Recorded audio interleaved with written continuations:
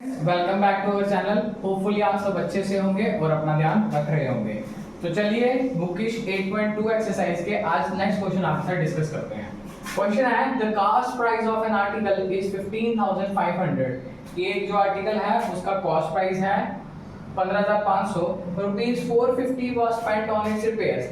कि जो 450 रुपीज है उसके रिपेयर पे सेंड किए गए, कुछ खराबी होगी उसे ठीक करने के लिए दोबारा 450 रुपीज और लगाए गए। If it is sold for rupees 15% profit, और अब इसको जब बेचना है तो 15% का प्रॉफिट करके बेचना है। सेलिंग प्राइस हमें फाइंड आउट करना है। सबसे पहले एक रिपेयर का कांसेप्ट आपके सामने रखना चाहूंगा।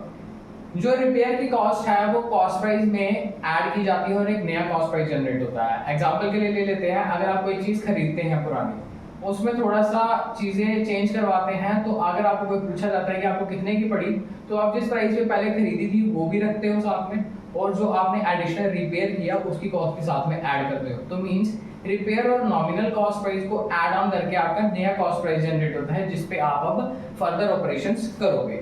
सेम क्वेश्चन कंसेप्ट में वही है, तो आइए सॉल्व करते हैं। लिखा है कॉस्ट प्राइस ऑफ आर्टिकल कितना हमारे पास, rupees 15,500। Cost of repairs, repairs की जो कॉस्ट आ रही है वो आ रही है रुपीज 450। तो ये दोनों ऐड हो जाएंगे। Total cost price of article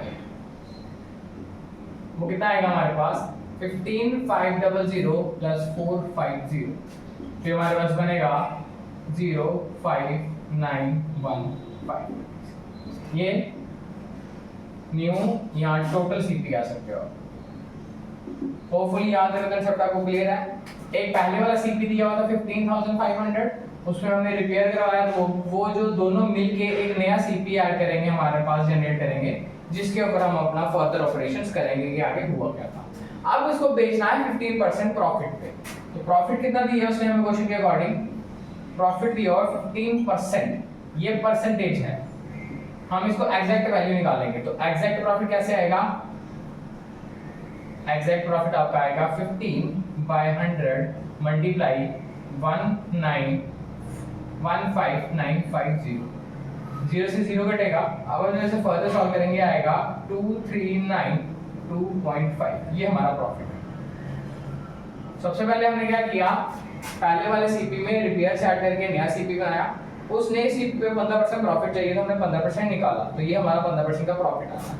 अब सेलिंग प्राइस कैसे निकलता है, सेलिंग प्राइस का कंसेप्ट मैंने आपको बता के रखा है, सीपी प्लस प्रॉफिट आता है। तो कैसे, सीपी कितना है हमारे पास, ये 15950 प्लस प्रॉफिट कितना निकाला है हमने, ये 2392.5।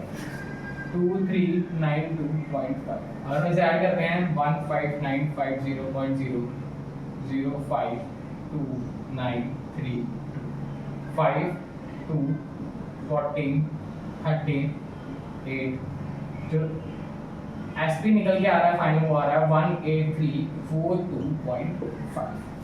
तो चलिए इस क्वेश्चन को दोबारा से रिकैप करते हैं, एक बार दोबारा से माइनस हैंडल करने की कोशिश करते हैं कि ये निकले ना।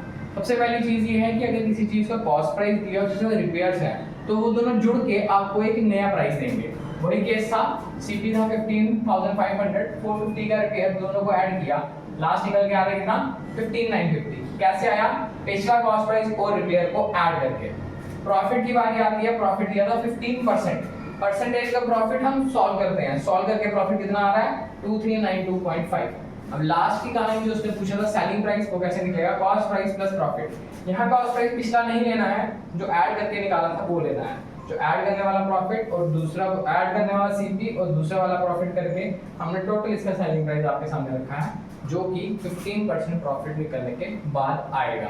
तो इस कंसेप्ट में हमने ये नई चीज सीखी कि कॉस्ट प्राइस में रिपेयर को ऐड करके एक नया कॉस्ट प्राइस जनरेट होता है, जिस पे फर्दर प्रॉफिट या लॉस के ऑपरेशंस करे जाते हैं। चलिए सेम एनर्जी सेम जोश से एक न्यू कंसेप्ट में न्यू क्वेश्चन में चलते हैं। लिखा है during a sale a shop offered a discount of 10% on the mark price of all items. की एक सेल लगी है और जो शॉप है वो क्या कर रही है, अपनी हर आइटम पे 10% का डिस्काउंट दे रही है। बोल रहा है कितना अमाउंट एक कस्टमर पे करेगा अगर अब एक जीन्स खरीदता है जिसका मार्क प्राइस है 1450 और दो शर्ट्स खरीद रहा है जिनका मार्क प्राइस है 850 और ईच, मतलब दोनों का अलग अलग से 850 प्राइस है। सबसे पहले हम कंसेप्ट करेंगे एमआरपी। एक होती है एमआरपी जिसको बोलते हैं मैक्सिमम रिटेल प्राइस,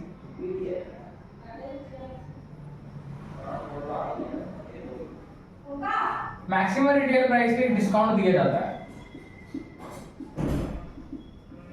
और डिस्काउंट के अमाउंट माइनस होने के बाद हमारे पास जो चीज मिलती है वो हमें क्या मिलती है, एसपी मिलती है। ये कंसेप्ट याद रखना है कि मार्केट प्राइस पे एक डिस्काउंट दिया जाता है किसी परसेंटेज का या किसी अमाउंट का, उसको मार्केट प्राइस से निकालने के बाद जो अमाउंट बचती है वो हमारा सेलिंग प्राइस होता है। तो जो डिस्काउंट बेसिकली क्या कहा जाता है, एक छूट कहा जाता है जो शॉपकीपर देता है अपने सामान को बेचने के लिए।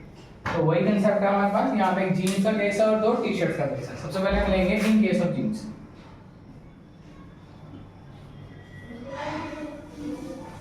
जीन्स का एमआरपी कितना दिया हुआ हमें, ₹1450 और हमारा जो डिस्काउंट है वो कितना है, 10%। तो हम एग्जैक्ट डिस्काउंट निकालेंगे पहले। जब भी परसेंटेज दी उसे सॉल्व किया जाता है। 10/100 मल्टीप्लाई 1450, ये जो यहाँ से, ये जो यहाँ से, ये जो यहाँ से, जो नॉर्मल लास्ट डिस्काउंट निकल के आ रहा है जीन्स के केस में वो आ रहा है ₹145। अब सवाल ये होता है कि डिस्काउंट करना क्या है, प्लस करना है कि माइनस करना है। डिस्काउंट एक छूट है जो शॉपकीपर अलाउ करता है कि आप इतना पैसा मत पे करो हमें। तो इसका जो सेलिंग प्राइस बनेगा, सेलिंग प्राइस ऑफ जीन्स बनेगा, वो कैसे बनेगा, एमआरपी माइनस डिस्काउंट। एमआरपी हमारे पास 1450, इसमें से 145 हमने काट देना है। 1450 माइनस 145, 4 पैसे 4 बेटा 0, 5 3। तो जो सेलिंग प्राइस ऑफ जीन्स निकल के आ रहा है मेरे पास वो आ रहा है 130। यहाँ पे जीन्स का कंसेप्ट खत्म होता है, जीन्स का खत्म हो जाता है यहाँ पे। अब बारी आती है टी शर्ट की। इसकी टी शर्ट की MRP of one T shirt वो हमारे पास ₹850, बट हमारे पास टी शर्ट कितनी है, 2।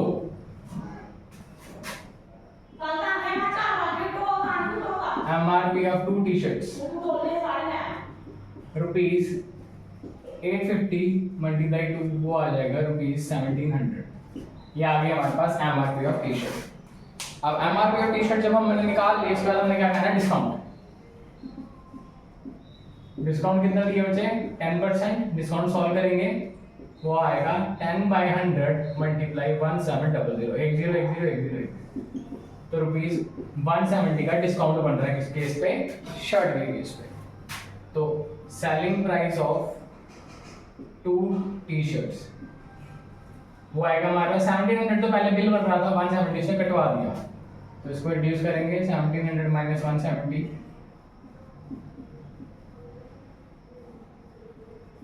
1530। यहाँ तक की कहानी होपफुली कंफ्यूजिंग नहीं है, काफी इजी है। दोबारा से रिकैप करेंगे। एमआरपी ऑफ जीन्स दी हुई है हमें 1450, डिस्काउंट है 10% का। डिस्काउंट को हमने सॉल्व किया, डिस्काउंट बन गया 145। सेलिंग प्राइस कैसे बनता है, मार्केट प्राइस से डिस्काउंट को काटना है। क्या करना है, मार्केट प्राइस से डिस्काउंट को माइनस करना है। एक बार दोबारा से रिमाइंड करवा रहा हूँ, एसपी एमआरपी के केस में कैसे निकलता है, एमआरपी से डिस्काउंट को माइनस करता है। हमने दोनों चीजों को माइनस किया, इतनी आगे सेलिंग प्राइस ऑफ जीन्स। अब 2 टी शर्ट्स हैं, एक का मार्क प्राइस 850 है, 2 का हो गया मल्टीप्लाई करा के 1700। इस पे भी डिस्काउंट 10% का, सेम मेथड से सॉल्व किया, आ गया 170। इसका सेलिंग प्राइस कैसे निकलेगा, एमआरपी माइनस डिस्काउंट, वो आ गया 1530। अब जो टोटल अमाउंट पे करेगा हमारा कस्टमर वो कैसे करेगा, टोटल अमाउंट पेड।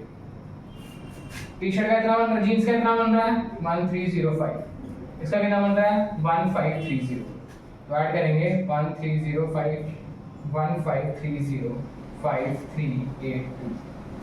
तो आ रहा हमारे पास 2835 रुपीज, जो कि अमाउंट पेड वाली है।